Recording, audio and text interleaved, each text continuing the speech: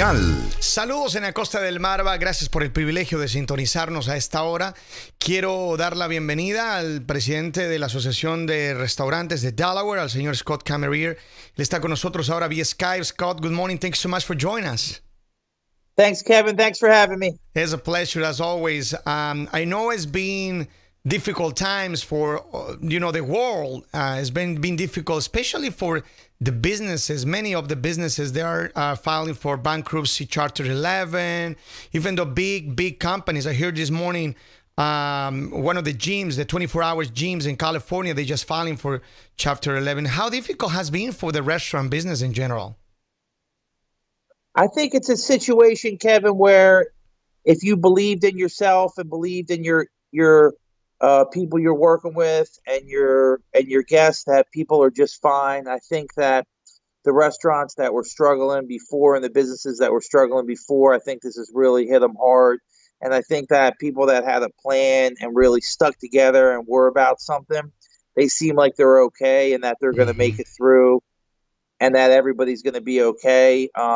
I just think a lot of it is perseverance and believing in yourself and not giving up. And I think that a lot of people are seeing the light at the end of the tunnel right now. Absolutely. And that things are starting to get closer to being back to normal. Yeah. Le decía al invitado de hoy, Scott, él es el CEO de Sodal Concepts, una cadena de restaurantes importantes en Delmarva. Y le preguntaba que he escuchado que muchas empresas han pasado muy mal durante esta pandemia. Muchos negocios han hecho su aplicación para bancarrota. Esta madrugada escuchaba de un gimnasio muy famoso en California que hacía lo propio. Y le decía, ¿cómo está la situación de los restaurantes, especialmente en Delaware? Él decía que muchos restaurantes que han venido sufriendo ya dificultades económicas antes de la pandemia difícilmente van a poder recuperarse. Y es una cuestión de fe, es una cuestión de organización, una cuestión de planificación, dice.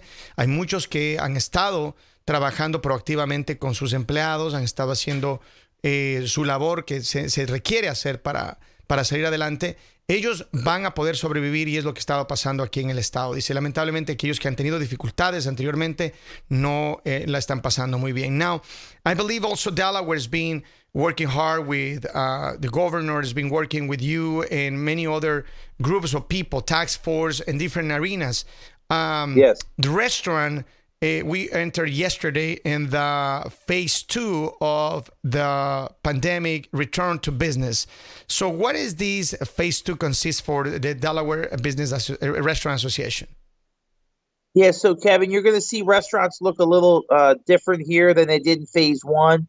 You can have 60% occupancy, so twice as many people as in phase 1. People can go back to sitting at the bar. They can go back to not having reservations and just walking in.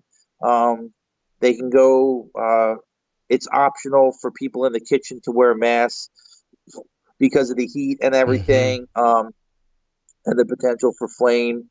And one of the other things is the menus don't have to be paper anymore, and the condiments on the table don't have to be disposable. You can wipe them down in between. Okay. So really, Kevin, what you're starting to get is maybe like 3/4 of the way back to what restaurants look like before the pandemic. And phase 3 is probably going to start on July 1st.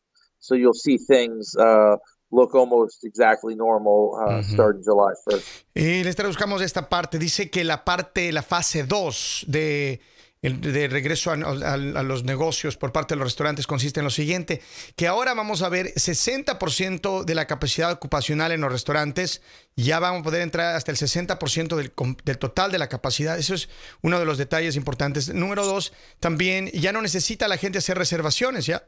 La gente puede hacer reservación o puede llegar nada más y pedir una mesa.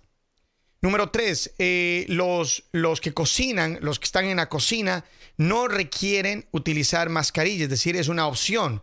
Dice, sobre todo se ha manifestado esto porque hay el peligro de que los que están cocinando frente al fuego, su mascarilla puede agarrar fuego, entonces por eso es que se ha vuelto una opción.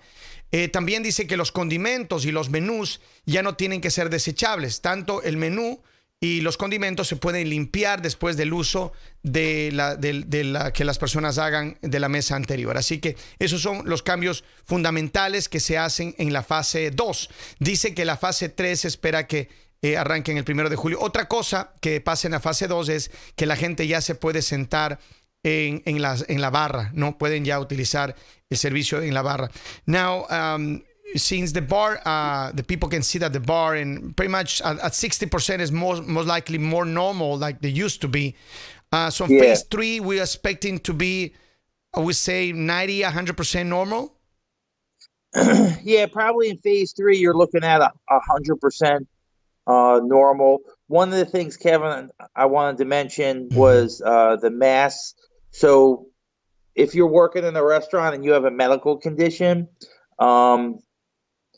you can not wear a mask. You can tell the people that you're working with that you have a medical condition, and they can't really ask you. That HIPAA laws protect that, and the ADA laws protect you. So if you can't wear a mask because you have a medical condition, or if you're a guest coming in and you have a medical condition and can't wear a mask, that you don't have to wear one. And when you're sitting at a table, you don't have to wear a mask either. And then probably in phase 3 is probably going to last for a while, a couple of months. So you'll see phase 3 look pretty much like what we're used to going forward. And yeah, you can sit at the bar, Kevin, and enjoy a nice drink at one of our restaurants or any restaurants in Delaware starting yesterday. That's awesome. That's nice. Dice que es algo importante apuntalar que en la fase 3 vamos prácticamente a ver que la gente, y dice, antes de entrar en la fase 3, dice que es importante que aclaremos el tema de las mascarillas. Dice que durante la fase 2, si usted tiene una condición médica, si usted es un empleado que tiene una condición médica que no puede usar mascarilla todo el tiempo, usted puede decir a su manager y la ley le protege a usted de no ser despedido o tener problemas por el no uso de la mascarilla. Eso es número 1. Número 2, dice, si usted es un cliente que también tiene una condición médica y no puede usar mascarilla por alguna razón, tampoco le pueden obligar ahora cuando usted entra al restaurante a usar mascarilla. Obviamente, cuando esté en la mesa o esté en el bar, no necesita utilizar mascarilla. Eso es una cosa de lógica. Sin embargo, dice que en la fase 3 va a ser muy posible que ya todo vuelva a una casi 100% normalidad. Así que es lo que estamos esperando. Now, I believe in terms of employment, do you think a lot of restaurants are struggling now? Since, for instance, some of the restaurants in the region, they depend of J1s and foreign workers. Do you think there's still that struggle in Delaware? Because I know in Ocean City, in Maryland, they're very, very difficult times right now for them. Yeah, and Kevin, I actually think that's a good thing. I think that it's nice that some of the negotiating power has switched back to the restaurant workers, and that hopefully that restaurants will step up their game and really start to treat people like they should be treated. So I'm hoping that this is a good change and a change for, for restaurants. Restaurants have always worked really hard to be good to people that they work with. And I think this is really gonna make it so it becomes important to all restaurants. At Sodell, it's always been important, but I'm hoping that for the sake of the welfare of the restaurant workers in Delaware, this will really be a good time for them. Yeah. That it's a and the other thing I wanted to say, Kevin, was that this hasn't changed from phase 1. If you're sick or you have a fever, make sure you don't go to work. You tell them, and that they have to pay you until you get a test to see if you have the virus or not. And then if you're not feeling good and you're sick, please don't go out to eat. Stay home, and we'll do contactless curbside pickup for you. Still, a lot of restaurants, including us, are going to keep doing that for the whole summer. So if you're not feeling good, don't go to work. And if you're not feeling good, but you're still hungry, we'd love to do carry out for you. So those are the two things I wanted to say. That's fabulous. Let me translate this part. Le preguntaba respecto de los trabajadores. Le decía que si algunos restaurantes de la industria están, especialmente en la costa del Mar, están enfrentando problemas por los trabajadores que vienen de otros países. En este año no hemos recibido ningún trabajador foráneo.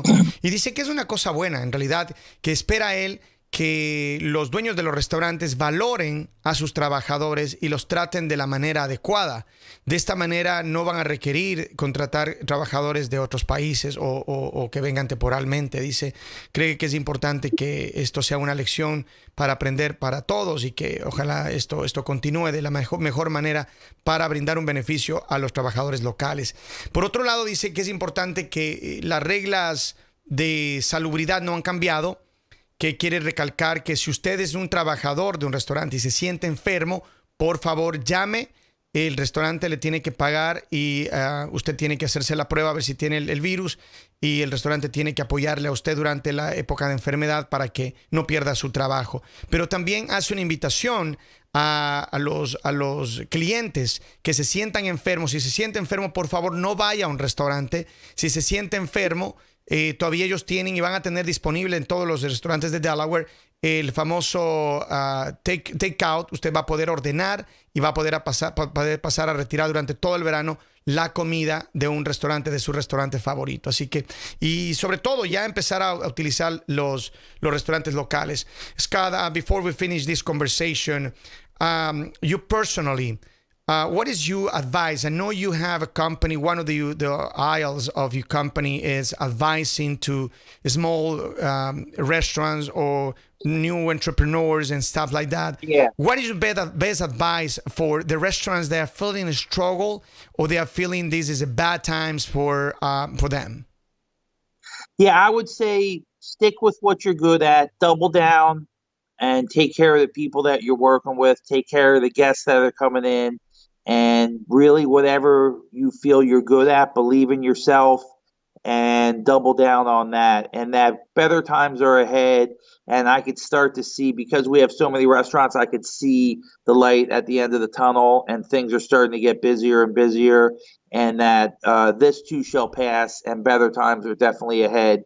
And that believe in yourself and believe in what you're doing, and take care of the people in your community that you're working with, and things will be okay. That's my advice. Le decía, Scott tiene una de las áreas de Sodell, es que él da asesoría a pequeños restaurantes o a emprendedores, y le decía que cuál es su mejor recomendación para ellos. Y lo que él dice es que crean en ustedes mismos, que dupliquen su esfuerzo en las cosas que mejor saben hacer.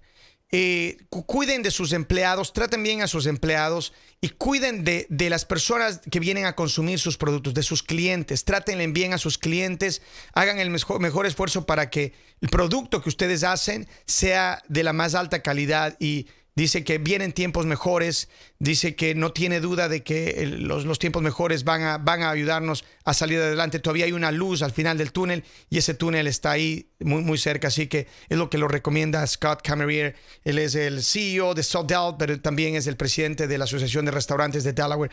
Scott, I want to thank you so much for your time.